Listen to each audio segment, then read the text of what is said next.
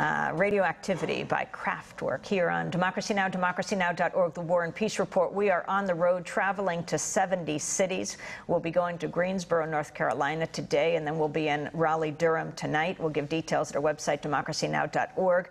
But right now, well, yesterday we traveled through Asheville, North Carolina, then here to East Tennessee State University.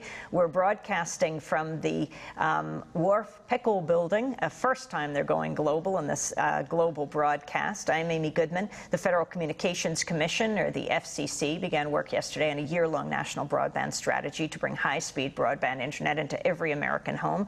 Under the $7.2 billion broadband stimulus plan, the FCC is responsible for developing a strategy to improve broadband coverage and present it to Congress in February of 2010.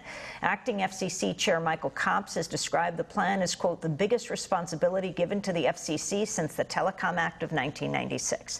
Improving and expanding internet service is expected to be a central part of the plan.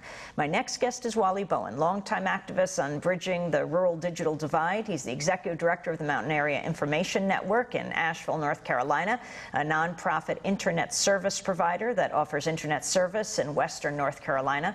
He's also the founder of the low-power FM station WPVM and a former member of the North Carolina Rural Internet Access Authority. Wally Bowen, it's nice to have you with us. It's great to be here, Amy. It was great to be on PVM when I was in Asheville last time around. Right. But talk about what you think is most critical right now around the issue of rural broadband. Yeah, well, it's rural broadband and broadband in low-income urban neighborhoods. Well, it's the stimulus package. It's the $7.2 billion that you referenced, and it's just an historic opportunity for the creation of local networks and moving away from the kind of absentee-owned networks that we've suffered under all these decades that are beholden to Wall Street and not beholden to our communities. And what's interesting about the $7.2 billion that has been allocated for in the stimulus bill for broadband build-out is that the regulation is written specifically for community-based groups. It's nonprofits, local and state governments are given priority for this funding. For-profit carriers, the Verizons and AT&Ts and the cable companies, have to show that they are working in the public interest before they're eligible for any of this funding for a particular project. So the door is wide open for the creation of community-based internet service providers, like what we've been doing in western North Carolina. Explain what Maine is. Mountain Area Information Network, it's a nonprofit internet service provider, and what we got started in around 1994-95 when we discovered that many of the rural counties here in the mountains had to call long distance to get on the internet. There was no public access at the public libraries for internet access, and so we were fortunate enough to get a grant, a federal grant, to bridge the digital divide and put servers in each of these counties.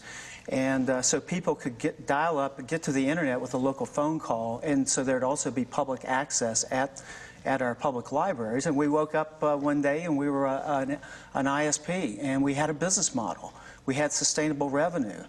My background's journalism, so I've always, I was wanting to bridge the digital divide, but also create sustaining revenue for journalism. And so that's what we've been moving toward all these years. And 5 years ago, we launched WPVM, a low-power FM radio station, and brought Democracy Now! For the first time to Asheville, public access TV. So we've been concentrating our efforts on creating media infrastructure that is grounded in our community and beholden to our community and not beholden to Wall Street. As newspapers fold, what is this nonprofit model you see? Well, at the media reform conferences, when I present our work, it's always this paradox because all of us are trying to find a new way to do journalism and alternative media, and yet every month people are writing a check to Verizon, AT&T, Charter, and so all those digital dollars are flowing out of our communities and going to these big companies that are working in the interests of Wall Street and not in the interests of democracy. And so what the community-based nonprofit ISP, Internet Service Provider, does is capture some of those digital dollars, keeps them in the community to support things like low-power FM radio, public access TV.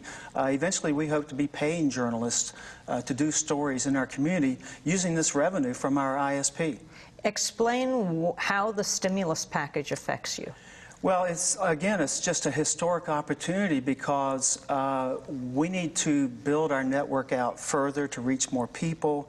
We're also using most of the stimulus money we're going to be going after will be used for fiber to lay the groundwork to extend our last mile wireless network out further and reach more people. One of the interesting things about Western North Carolina is that we're probably one of the only regions of the country that has both a last mile wireless provider, which is Mountain Area Information Network, but a middle mile nonprofit fiber provider, which we have several of. One's a rural electric co-op, nonprofit, local. Another is called ERC Broadband. It's a nonprofit we help create through other allies in the community to own our own fiber. It's reduced our bandwidth costs. We were paying $2,500 a month for a T1 line in 1996. We're now paying about $200 for an equivalent amount of bandwidth. And so we've been able to bring our bandwidth costs down, expand our capacity, because we have a locally owned fiber network, a locally owned last mile network to reach homes and businesses. This is a model that can be done anywhere in the country, and I'm particularly excited to be on your program because you reach the 750 community-based media centers, community radio, public access operations that could also implement this model and thereby support their efforts by also helping bridge the digital divide. And yet public access is under attack right now. Exactly, exactly. And so, you know, it's just critical that we find alternative revenue streams. And here comes along the stimulus package, which is presenting that opportunity. One thing I'm concerned about is that... and we just have 30 seconds. A lot of our colleagues in the media reform movement think that becoming an ISP is like rocket science. It's not. And so it's just a terrific opportunity. I've drafted about a 5,000-word cookbook for local broadband networks, which is going up on our website today, Mountain Area Information Network, Maine, main.nc.us, and maybe you could put it on the Democracy Now! We will website link to as it well. at democracynow.org. But it's a step-by-step process to show community radio, public access TV, community media centers around the country just how they can begin planning. The interesting thing about broadband stimulus is that the 3 windows for applications are June, November, and May of next year, so there's still time to plan for broadband stimulus. Well, I want to thank you for being with us. We will certainly link to your cookbook. What is it, a recipe book? It's a local broadband network cookbook, how to do it yourself. And we'll link to it at democracynow.org. As we wrap right here, Democracy Now! Produced by Mark Burke, Sharif Abdel-Qadoos, Aaron Mate, Angelique Kamet, Steve Martinez, Nicole Salazar, Honey Massoud, Elizabeth Press. Special thanks to Dennis Moynihan. Today in the afternoon, we'll be in Guilford College in Greensboro, then tonight in the Eno River Unitarian Church in Durham. I'm Amy Goodman. Thanks for joining us.